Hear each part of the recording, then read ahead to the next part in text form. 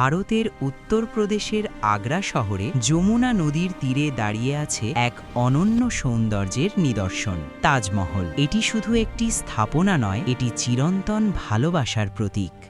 মুঘল সম্রাট শাহজাহান তার প্রিয় স্ত্রী মমতাজ মহলের স্মৃতিতে এই অসাধারণ সমাধিটি নির্মাণ করেন।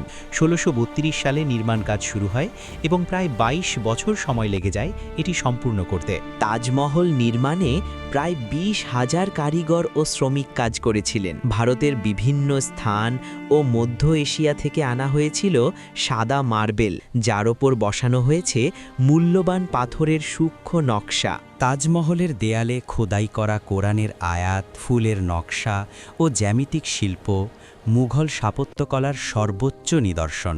সূর্যের আলোতে তাজমহলের রং বদলে যায়, সকালে গোলাপি, দিনে উজ্জ্বল সাদা আর রাতে রূপালি। ১৯৮৩ সালে Taj Mahal UNESCO world heritage site হিসেবে স্বীকৃতি পায়। আজ এটি বিশ্বের ৭টি আশ্চর্যের একটি এবং প্রতি বছর লক্ষ লক্ষ পর্যটক এই সৌন্দর্য দেখতে আসেন।